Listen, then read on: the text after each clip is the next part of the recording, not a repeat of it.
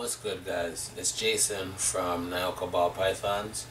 In this video we're going to be putting together a few of our pairings, and I'm going to take you along with me in that journey, and hopefully along the way you'll pick up a few tips and tricks that I use or potentially can use when I'm not getting locks from those males as consistently as I would like.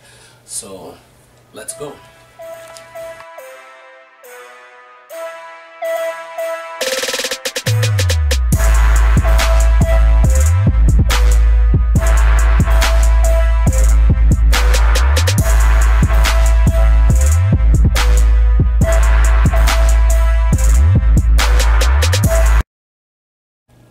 Okay, so this leopard female is one of the females we're going to be pairing right now. One of the things I always do before I pair is I inspect the animal and have a look at her face, make sure that I don't see any mucus or anything. Have a look at her vent to make sure that that's looking okay. Because if you're having an issue with the animal, if you're having a respiratory, you don't want to put another animal in to cross-contaminate and now get other animals sick because you take that male and put in other females.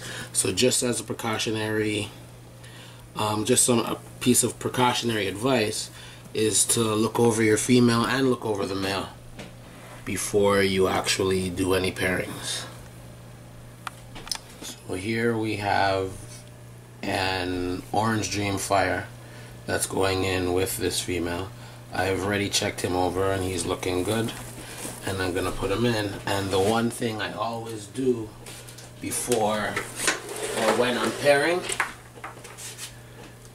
is give a good spray of water to up the humidity in the tub. And I guess this is the first tip to helping get locks, or helping your odds, or helping ensure you get locks, is, whoa there buddy,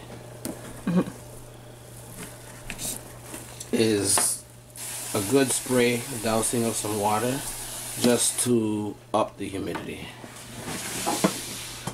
And the last piece of advice, and I should have got the card earlier, is to get the clutch card.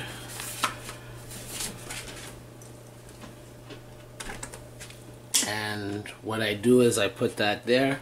When I actually see a lock, I'll turn that to the side. This helps me know that there's an animal in there, so I don't leave the animal in. And just, I can come down to the snake room, do a quick observation, and know what's going on in my rooms. That's also why I also write information on the tubs. It's just to help me to know what's going on quickly without having to go through all my clutch cards or the computer and going through my records, just to know what's going on quickly. Alright, so I talked about increasing humidity. So I kind of want to get away from the pairing for a sec and talk about some of the different things that I do, or some of the things that I have done to encourage locks. So the one that I do consistently, that you just saw, is I spray down the tub to up the humidity.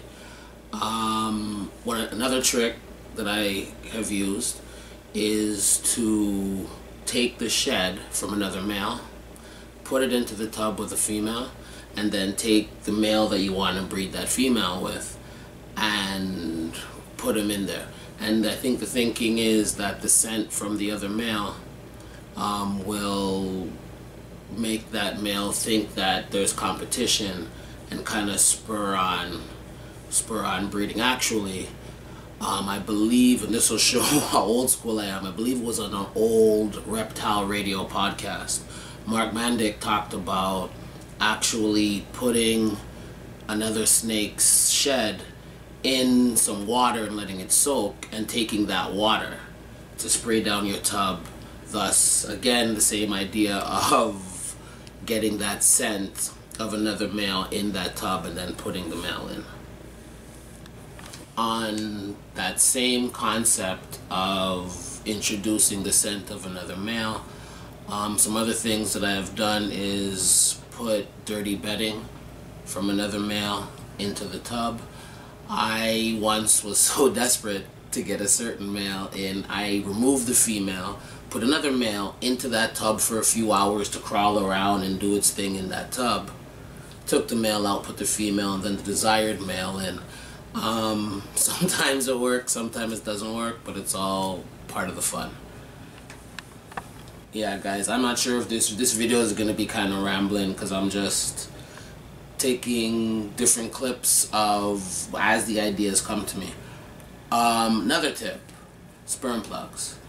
Taking the sperm plugs again from another male, putting it on the back of the female, and then putting that male in has been known to encourage that male, the male you want, desired male, to breed the female. Last two tips, guys, I promise. Last two tips. One is when the female is about to shed. Is always a good, or it has just peeled out. Is always a good time to put the male in.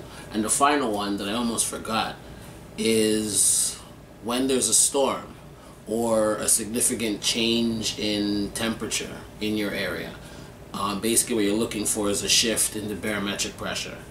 That's always a good time to pair. I personally, whenever I see rain or snow, some people get upset. I get happy because I know it's time to pair snakes. So, as Shay shakes her head, for me it's like time to pair snakes. So that's the final tip.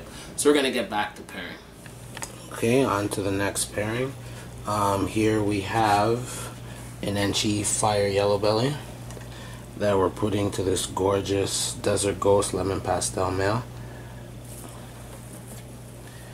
They've been locked, I think, once or twice already this season. Looking forward to making heads. And of course, give it a good spray. Get that humidity up.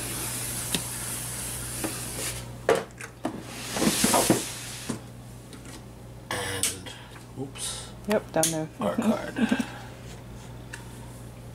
Alright, I think we'll do one more and we'll call it a wrap for today.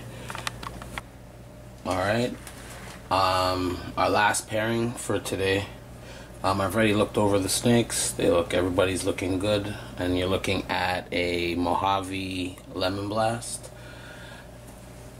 and I'll be pairing her this season to a mahogany male. Almost forgot what snake that was. Oh. Our last spray.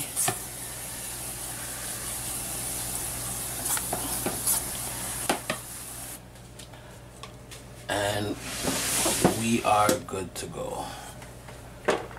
Alright guys, so that's a wrap for this week's pairings. I've been getting a few questions and responding to everyone with the questions, but because I'm getting these questions, I'm kind of wondering if I should do a video with it which is just a Q&A answering people's questions about breeding and the breeding process. So if you yourself have any questions, leave the questions down in the comments, and more than likely I'll be doing a Q&A answering people's questions, and I'll be sure to get at your comment or get at your question. So with that, please like, share, subscribe, and until the next time, take care.